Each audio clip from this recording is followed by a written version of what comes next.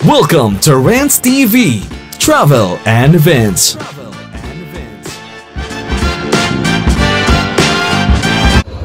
Hi guys, nandito po tayo ngayon sa Intramuros in Manila.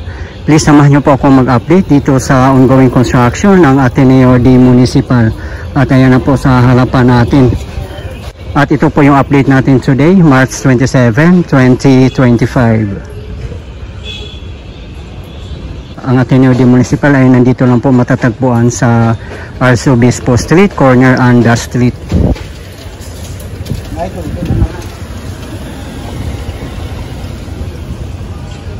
Ayan po, talagang malapit na po talaga ito bubuksan.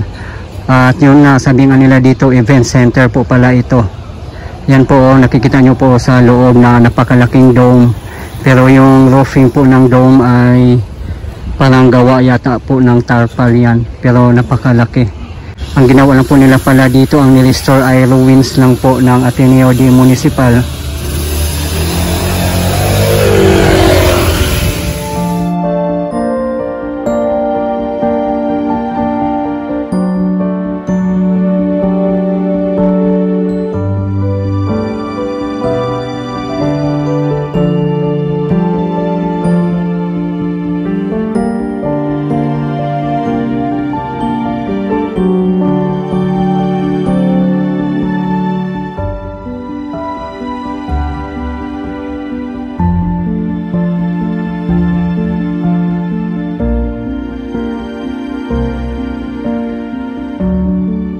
Magkatapat lang po ang Ateneo de Municipal at Museo de Intramuros. Ayan po sa tapat po natin. Dito sa kahabaan ng Arzobispo Street, kung tutumbukin po natin ay Soriano Avenue, na kung saan ang main road ng Intramuros. Pupuntahan din po natin para makita nyo po.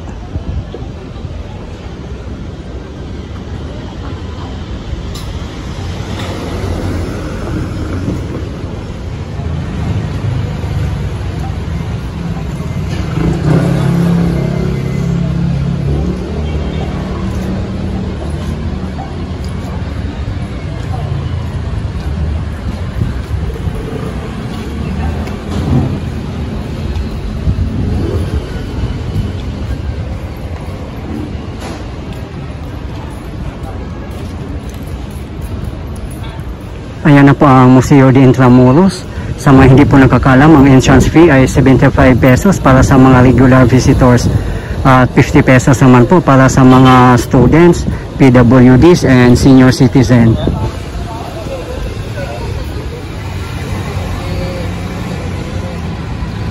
Ito po yung kahabaan ng Anda Street. Ang dulo po nito ay Moralia Street. Nandun din po ang Letran. Pwede rin pong dumaan dito papuntang Pasig River Esplanade, napakalapit lang po. Papasyal din po tayo sa River Esplanade mamaya guys, para makita nyo po kung gaano kaganda ang Pasig River Esplanade.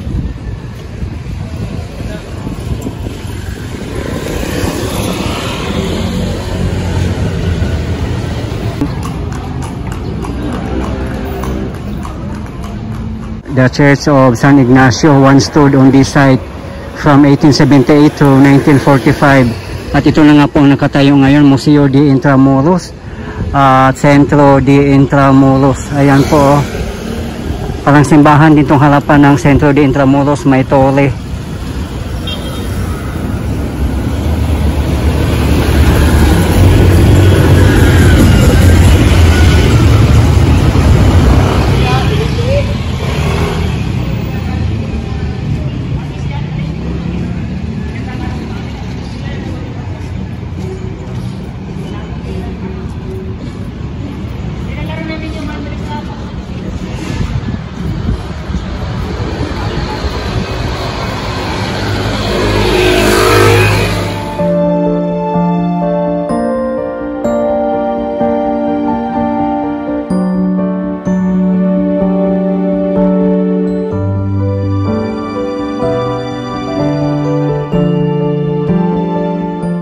Ito po yung harapan ng The Ateneo de Municipal, nakaharap po sa museum.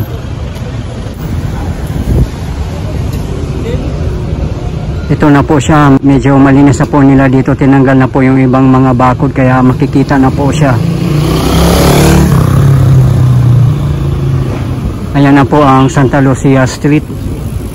Marami pong makainan dyan, ayan po.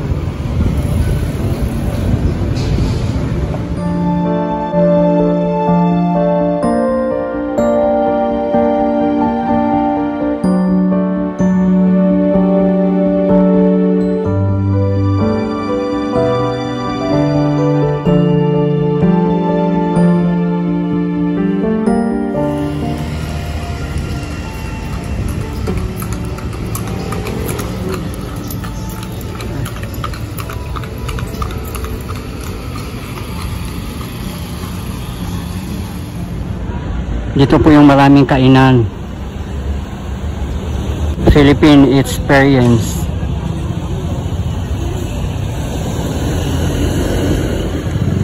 Ito po yung kahabaan ng Santa Lucia. Dito rin po matatagpuan ang Baluarte de Santiago. Sa may dulo po nito, katapat po ng pamantasan ng lungsod ng Maynila.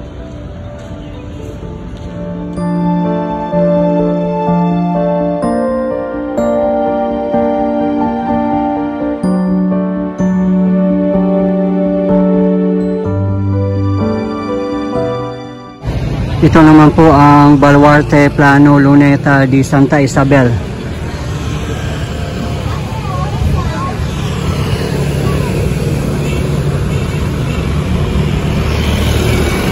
Dito sa side ng Santa Lucia, ito po yung view ng Ateneo de Municipal.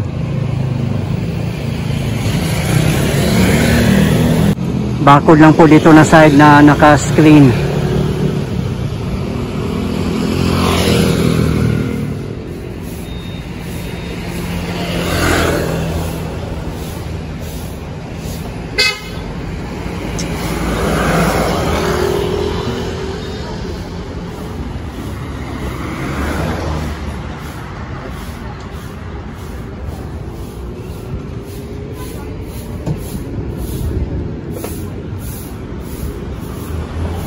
Dito din po sa Santa Lucia Street matatagpuan ang Cuartel de Santa Lucia, pati Bagong Bayan Lights and Sound Museum.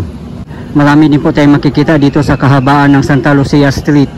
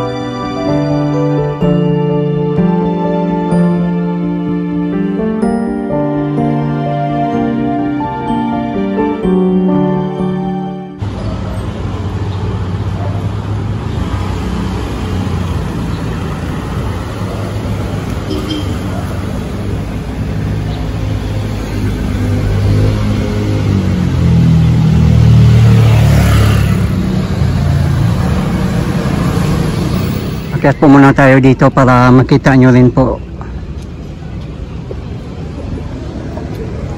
Time check, 6 PM local time. Marami-rami na nga po ang nagtatambay dito. Papahangin, lalong-lalo na po, hindi na mainit.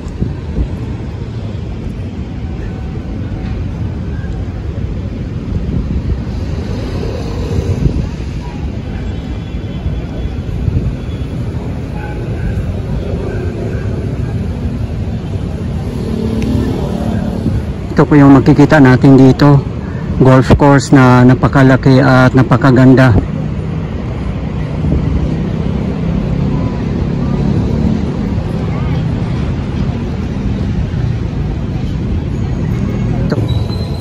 Ito po yung The Colegio de Santa Isabel, once stood on this site. Sa ngayon po vacant po siya. Ayan po, hindi pa po na-restore, ginawa pa po nilang parking area. Diyan lang pong Ateneo de Municipal at Museo de Intramuros. Dito na po tayo sa General Luna Street. Ayan po sa tapat natin ang Plazuela de Santa Isabel. Punta po muna tayo sa San Agustin Church bago tayo pumunta sa Manila Cathedral. Ay nagbabalay sa kanyang bahay, malayo sa pangalim ng kanyang anak. Ngunit kung salakayin siya at talunin ng isang tao hindi kamalabas, sasamsamin ito ang mga sandakan ng kanyang pinaasahan na ipapamahali ang kanyang. Ito po yung kahabaan ng General Luna Street na napakaganda. Punta na po tayo ng Manila Cathedral. Ayan na po, nakita nyo po yung dome. Nandyan din po ang Plaza Roma.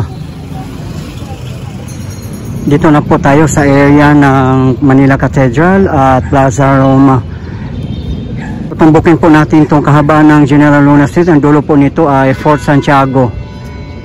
Ayan, few steps away lang po galing dito.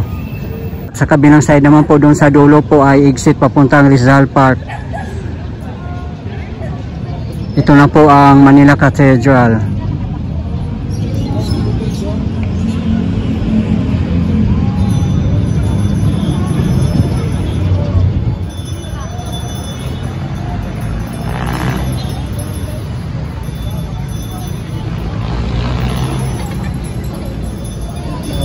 Ito po yung Plaza Roma. Yan, maraming aling basura nagkaalat po dito. Ang sa tapat po natin ng building ay Palacio del Gobernador or Comelec Office. Maraming ang nagko-comment sa previous video natin dito na sana ma-rehabilitate din itong Plaza Roma.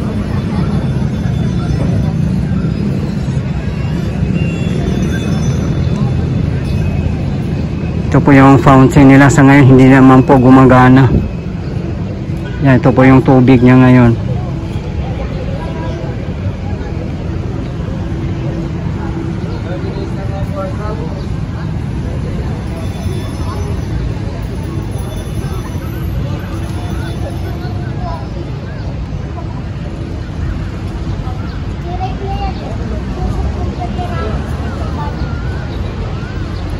Ayan na po sa tapat natin ang Soriano Avenue, ang main road dito sa Intramuros.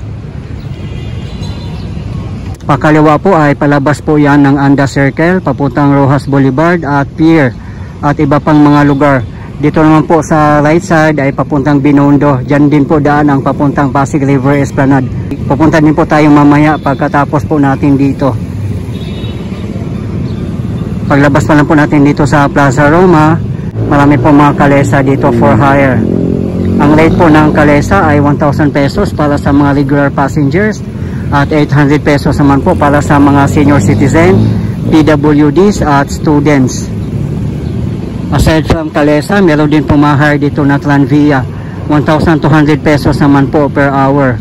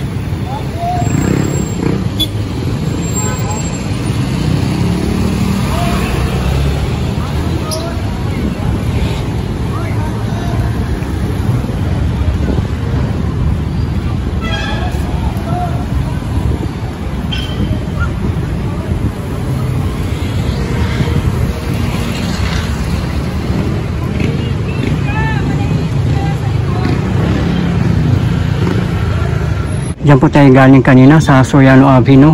Sa mga nagtatanong po ng car parking, ito po ang Maestranza. 100 pesos po ang flat rate for 12 hours. Katabi lang po yan mismo ng Fort Santiago Esplanade na Phase 3. At ito naman po ang Plaza Mexico.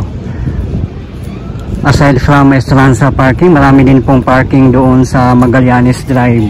Sa harapan lang po mismo ng Immigration Building.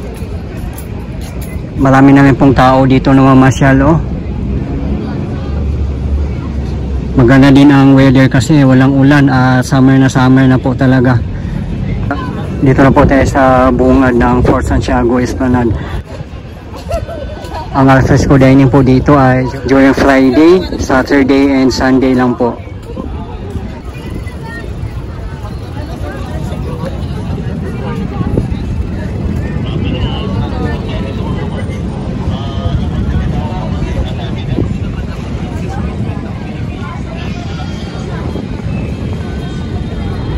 Ayan po ang Plaza Mexico. May mga pulis din po tayo dito. Ayan, oh, nasa ilalim po ng bridge. Pati mga Guardia Civil po dito madami. Kaya sana po mapanatili nating malinis ang ating napakagandang pasyalan at pang world class. Handog ng PBBM admin para po sa bayan. At wala pong bayad mamasyal dito. Ayan po ang napakagandang Binondo Intramuros Bridge. Punta naman po tayo dito sa Plaza Mexico. Pagkatapos po natin dito, papasyalan po natin ang Phase 2. Diyan lang po sa bandang unahan. Pati Phase 1 sa likod po ng Post Office Building.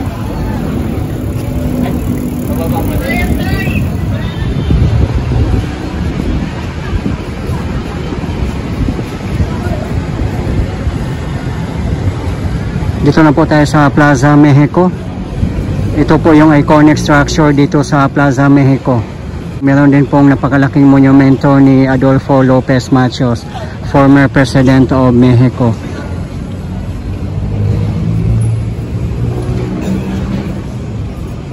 Ito po yung Pasig River Drive. Dito po dumadaan yung mga jeep na may signboard, South, Pier 15 at Intramuros. Sa mga hindi po nakakaalam, kung gusto nyo po mag-commute by jeep, kung galing po kayo ng Recto or Avenida, sumakay lang po kayo ng jeep na may signboard, South, Pier 15 at Intramuros.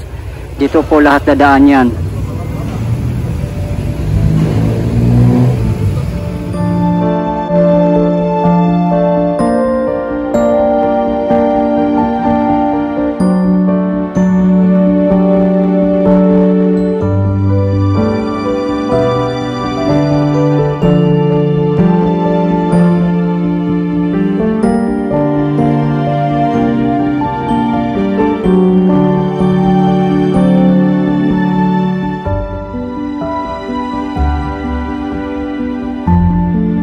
Dito na po tayo sa Phase 2. Ito yung ground level at dito naman po ang viewing deck. Dito po yung bazaar at alfresco dining. Sa mga hindi po nakakaalam, kung gusto nyo po mamasyal dito by train, sumakay lang po kayo ng LRT1 at bumaba sa Central Terminal. From Central Terminal, walking distance lang po kung mamasyal kayo dito sa Pasig River Esplanade as well as Intramuros. Pagkalapit lang po.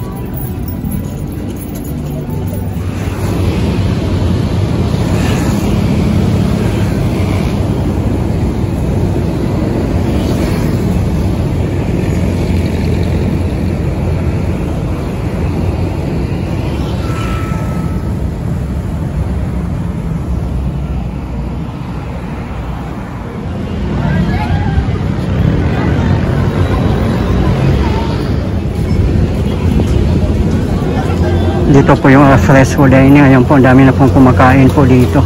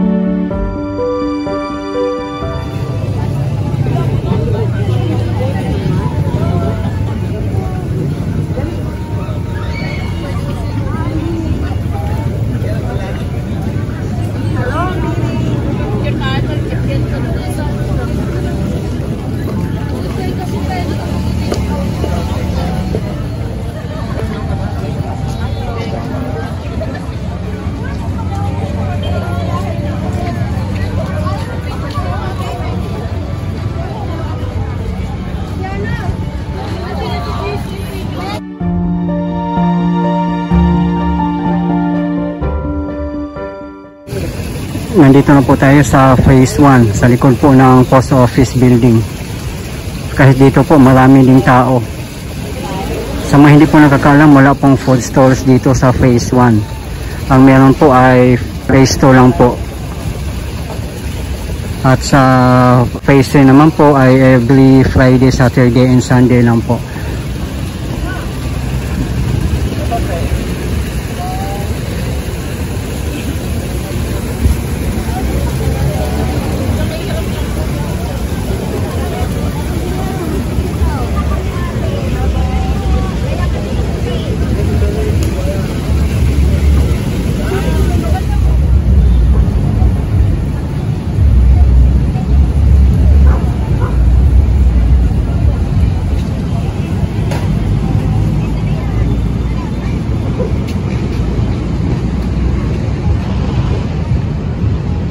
Ang pinakamaraming tao talaga na mamasyal dito ay Friday, Saturday and Sunday.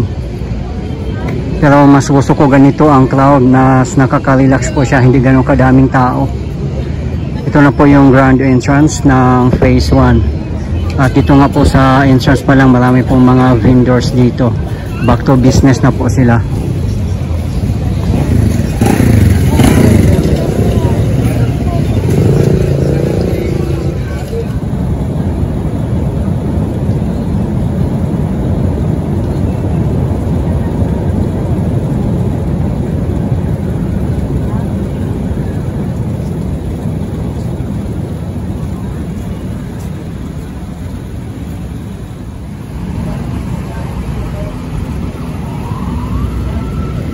Yun po sa tapat natin ay Escolta. At sa Riverside naman po, yan po ang Plaza Yochenko.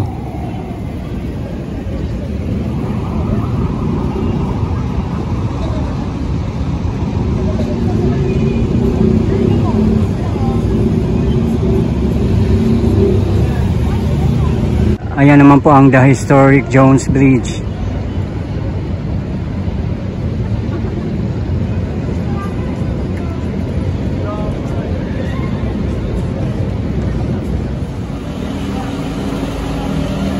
Guys, ito po yung latest update natin ngayon dito sa ongoing restoration of Ateneo de Municipal in Intramuros, Manila. As of today, March 27, 2025. Maraming salamat po sa patuloy niyong suporta at panonood ng aking mga videos. I really appreciate po. At hindi po akong magsasawang i-update kayo, lalong-lalo na po sa mga government infrastructures. Mabuhay ang Pilipinas! Okay guys, thank you for watching and keep safe everyone.